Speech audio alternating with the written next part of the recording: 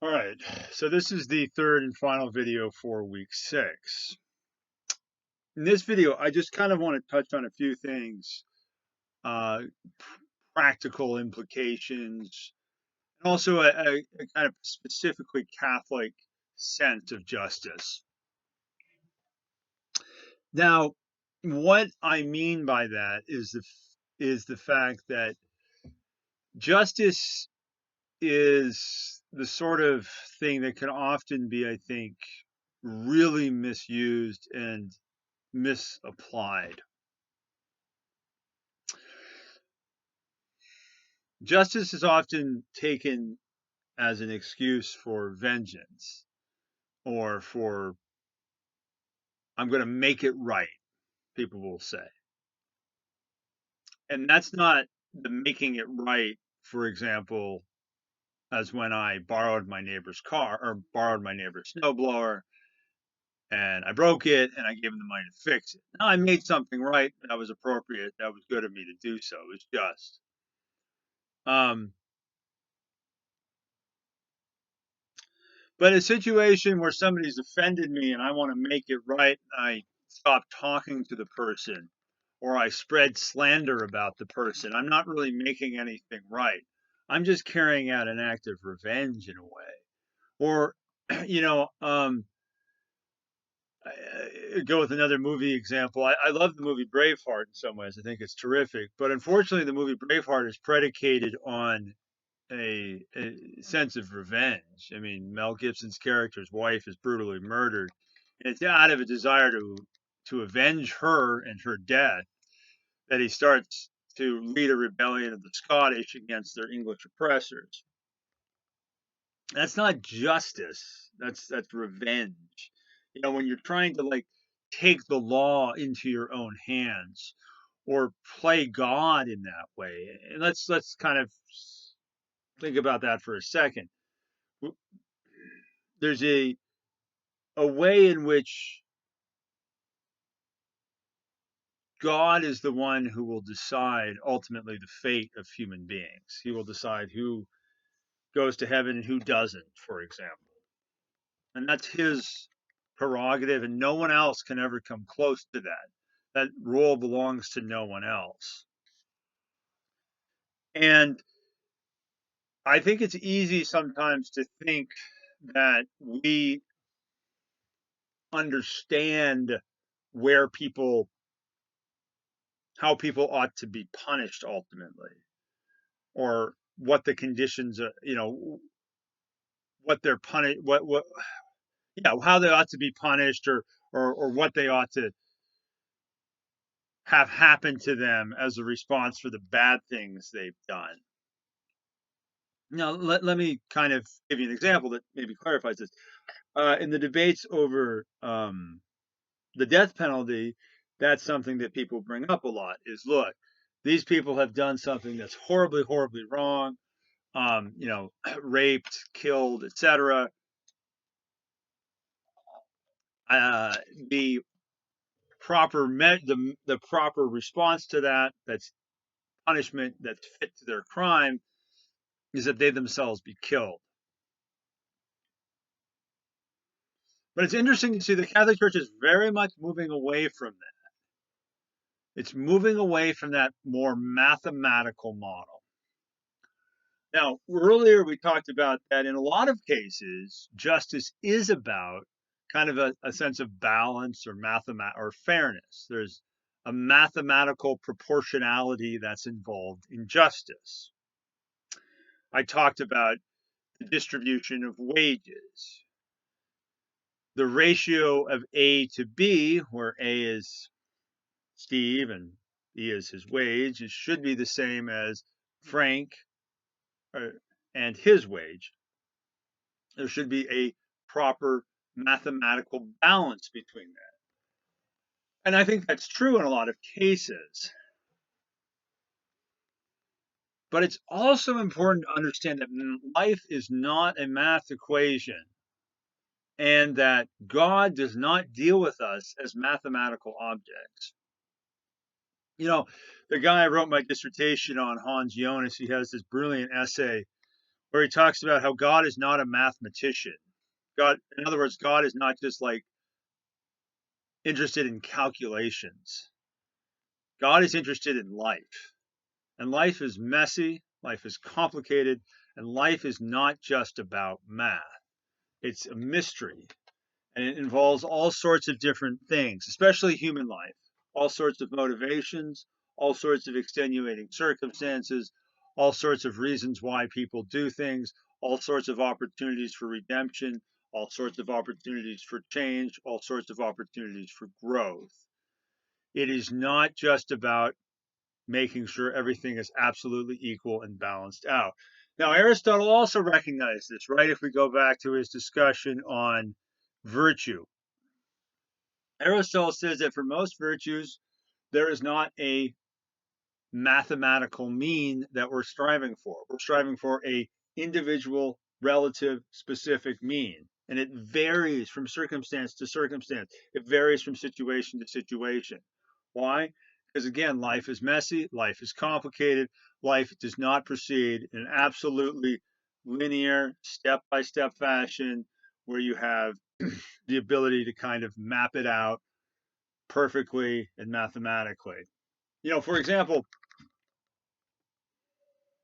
2 plus 2 is always going to equal 4 no matter where I am. And 4 minus 2 will always equal 2. And if I want to say x plus 2 equals 4, x will always equal 2. That's the solution to that equation. It's always going to hold true. It's simple, it's clear cut, there's a certain elegance to it. But life is not like that because we're dealing with other human beings. We're dealing with our own free will. We're dealing with other people who have free will. We're dealing with various situations. We have to be flexible in a way. And that's what Aristotle says about, for example, the virtue of temperance, that sometimes the temperate thing is you don't drink any beer. For example, you're alone on a Friday night. It's probably not a good idea. But another situation, you're out with friends, you're celebrating a wedding. It's okay to have maybe 3 beers. So it varies and it's flexible. And you're still aiming for the mean, but you're aiming for the mean in relationship to also the situation at hand, the context, your own situation in life, etc. So it's about what we see here is that always aiming for absolute mathematical certainty and a mathematical sense of things like 2 plus 2 equaling 4 is not going to give us the best sense of all of human life. In other words, human life cannot be reduced to that kind of mathematical reasoning. This was recognized by Aristotle in his discussion on various virtues. It was recognized, like I said, by a guy I worked on for my dissertation, Hans Jonas. It's recognized that we can't just think of this in terms of math. And it's relevant very much so for this discussion on justice, because as I mentioned, it's quite easy to think we need to obtain a perfect balance in life or in situations. So if somebody has himself taken a life, i.e., he is a murderer, the mathematically balanced thing to do is to take his life, and therefore you have achieved balance. One life for one life. But let's look at what Christ says in the Sermon on the Mount. You have heard that said that an eye for an eye and a tooth for a tooth. But Christ says, no, we're not going to do that anymore. Okay? We're not going to just give an absolutely equal punishment for every single crime. So the Christian context in this kind of situation expands on Aristotle's sense that like you can't always be mathematical. But the Christian context also introduces this other notion, this notion of mercy. Now, one of Pope Francis's latest books has a very interesting title. It says, "The Name of God is Mercy." That's a radical claim, but I think it's an accurate claim. Now, why would the name of God be mercy? Well, God is a father. God is the father of all things, and most especially all human beings. Any father, any parent has to deal with children who disobey, who mess up, who make mistakes, who don't do what they're supposed to do, etc. That happens all the time. It happens pretty much probably every day.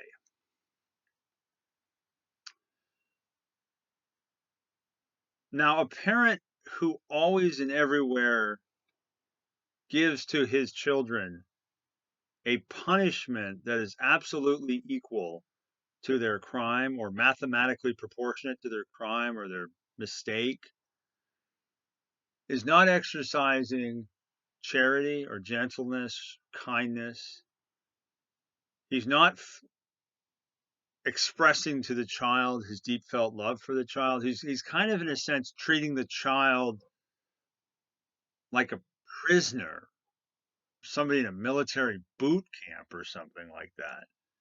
He's not relating in a gentle way to foster real maturity on the part of the child. He's more leading the child toward fear rather than fidelity. And what do I mean by that? Well, if you always are getting punished and perhaps even punished severely for certain crimes, you will become afraid of those punishments and you may be less apt to commit the crimes or make the mistakes or do the disobedient deeds that led to those punishments.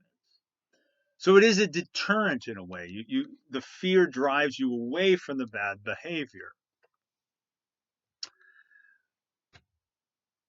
But fidelity, on the other hand, means that you want to follow this person. He's inspired you. You want to be like him. You want to show your love for the person by being the best version of yourself. So your fidelity to the person has inspired you to be better than you are. It's not because you're afraid he's going to punish you. It's because he's opened up to you the possibility of doing even better in your life. So you've become more empowered in a way and more inspired and focused on getting your life in order or doing things better or breaking certain bad habits because you want to be free. Now, this is an interesting phrase that St. Paul uses in the letter to the Romans. I think it's Romans chapter 8, where he talks about the glorious freedom of the children of God. Now, if somebody is afraid of serious punishment, that's not freedom. As a matter of fact, St. John in his letter will say that's punishment. Fear has to do with punishment. And that's not love, because perfect love casts out all fear. So, what we're getting at here is this idea that a mathematical and rigid kind of structure in which it's just about meting out punishments to fit crimes and doing this in rigid proportionality leads to fear, but not fidelity and freedom. Glorious freedom of the children of God, I think, has to do with the fact that God's children are ultimately meant to be inspired by the example of his son and to follow that as best as we can. It's about putting into practice the life of Christ in our own lives and making that real and instantiated. Not because we think if we don't, then God will punish us, but because we know deeply, intuitively, and in a heartfelt way that being Christ-like is the best we could possibly be, and it's the most free we could possibly be. There's the rub. There's the real deep irony of the situation. That fidelity to living like Christ is actually the greatest instantiation of freedom we can ever experience. It's the greatest freedom we can ever live. So being faithful is also being free in this regard. Why? Because Christ was not bound by things like, social pressure, social mores. He wasn't bound by the need to fit in. He wasn't bound by the need to be like anybody else. He was bound only by love. But love is unlimited because God is love and God is infinite. So there's nothing you have to really be caught up in or bound by in this regard. And that's what I'm getting at. This glorious freedom means that we love like God has loved. We are creative like God is creative. We are able to show mercy the way that God has shown mercy. So this is not about just following, or this is not about an absolute justice that gives out punishments in proper proportion to the crimes and leaves it at that. If that were the case, there wouldn't be freedom, there wouldn't be inspiration, there really wouldn't ultimately be love. Rather, as Pope Francis has pointed out, the name of God is mercy. Mercy being this sense that we can be forgiven for the sins that we have committed and brought back into full relationship with God, a fidelity that leads to glorious freedom. Okay, it's radical, absolutely, and it's a break from the mathematical idea. It's a going beyond it. It's transcending it. It doesn't deny it. Like I said, there are lots of cases in which this mathematical sense of justice still applies. That's totally true. The neighbor case being one, the employer to his employee case being another. That's totally true.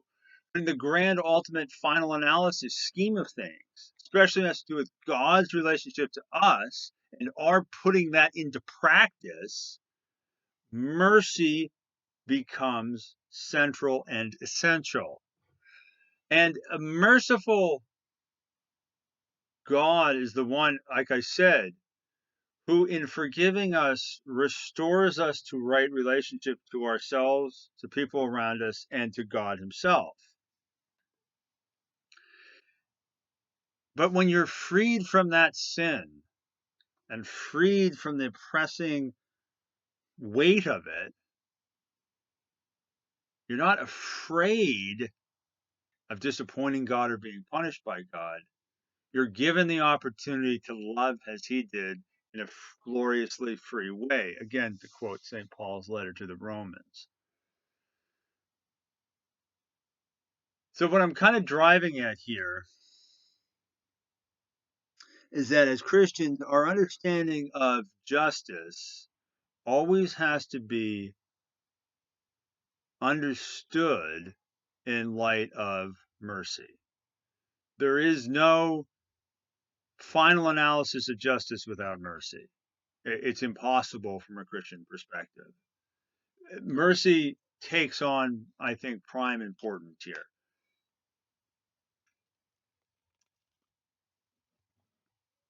Think of the Our Father. Forgive us our trespasses as we forgive.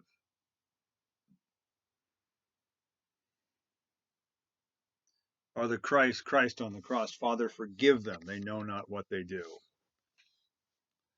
Christ meeting the apostles after his resurrection. Whose sins you forgive will be forgiven them.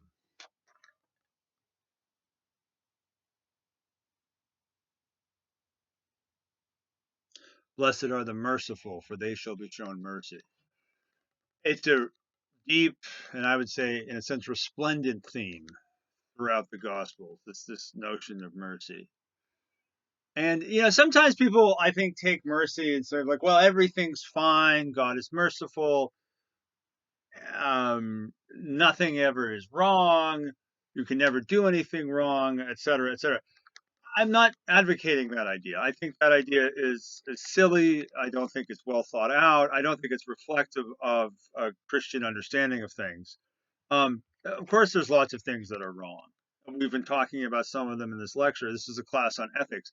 That presupposes that there's right things to do and wrong things to do. I totally hold to that. However, when it comes to things involving justice, things like punishment, things like holding people accountable, and the ultimate final analysis of things, we have to understand that God is trying to always exercise his merciful love and care for people. So it's important that we never let justice get in the way of people experiencing God's mercy. I think that's a real danger in Catholicism today. That there's a sense in which people say, well, unless somebody makes amends, he can't come to church. Well, if that's the case, then church would be empty and nobody would be there. Or I mean, I'll just get a little bit more specific. I think people are like, well, if somebody is gay, for example, he has to not ever practice his homosexuality or else he can't go to mass. What? That doesn't make any sense. We're all sinners. We all start from that point. Okay? And we're really fortunate and blessed to have a God who is mercy, whose name is mercy, as Pope Francis has said. So again, this isn't about like saying all behavior is fine, there is no wrong. It's about saying that we can't try to always strictly and mathematically ensure justice in a way that will prevent people from experiencing God's mercy. And again, so if somebody is about to come to mass and you know that the person is gay and he may have a boyfriend, and you say, well, there's no way you should ever go to church because you're gay and have a boyfriend, you're preventing the person from actually being ever able to encounter the mercy of God through the church, or you're really hindering that. I know it's kind of a direct example, but I think it's a pertinent example. That it's always important, I think, to understand that people are very, very wounded. They're coming from all sorts of backgrounds and life stories, situations. And again, this is not about excusing any behavior and saying everything is right and there is no wrong. It's about saying, what can I do such that it will foster somebody's opportunity to meet God's mercy? How do I make sure that I don't try to rectify every wrong and punish things in such a way that it will prevent people from experiencing God's mercy? How do I give people the sense that there is an all-merciful God who wants them to come back to him in a deep, personal, and heartfelt way? It's like the story of the woman caught in adultery, I think, is very relevant here, because she had done something wrong, right? She had committed an act that required a punishment. Now, it's pretty obvious that stoning somebody for adultery is an excessive punishment. That goes back to what I had said earlier, that sometimes the attempt to rectify the wrong goes into excess. It's not a mean. So they've gone to an excess of punishment. But Christ actually, it's very interesting here. He doesn't respond to the crowd that's about to stone the woman caught in adultery. He doesn't respond to them by saying, your punishment is too extreme. Find a more fitting punishment, and then I'll leave you alone. He doesn't do that at all. Actually, what he does, it's very strange what he does. He just starts writing in the sand. It's not clear what he's doing. Maybe some people think maybe he was writing down the sins of the scribes and Pharisees who are about to stone the woman, but we don't really know what he's doing. Eventually they leave. Now, when he gets up, he doesn't say, okay, now that crazy crowd is gone, here's the punishment I'm going to give you, woman. You're going to have to scrub floors for 16 weeks. I don't know why I came up with that, but whatever, okay? Or something like that. He doesn't get up and say, here's your just punishment. No. First thing he asks is, has no one stayed to condemn you? And she says, no, no one, Lord. Now here's the really key line. He says, neither do I condemn you. He's not condemning her to punishment. Now he's not saying, oh, adultery is great. It's a free-for-all. Go have sex with whomever you want. Swinging parties all day long. He doesn't say that. He's not denying what happened, but nor is he trying to provide a punishment for it. In a sense, the woman's been punished enough already. She's just about almost been stoned. She's been ostracized by her society. There's no need to punish here. What he says is, neither do I condemn you. Now go and sin no more. Now, does he think that she's never going to sin? Well, he's Christ. He's omniscient. So odds are good he has a sense that she probably will sin again. In fact, she may sin sexually again. In fact, she may commit adultery again. She may do that again. But Christ is, even with that knowledge, still saying, I'm not going to condemn you. I'm going to exercise mercy here and give you the opportunity to come back to me, grow in love with me, and turn this around and grow more and away from this temptation to this sin. And I like to think that in a way that woman had such an encounter with Christ and his mercy that day that it did begin to have a deep effect in her. Again, did it prevent her from ever sinning? Of course not. She's a human being. She's going to sin.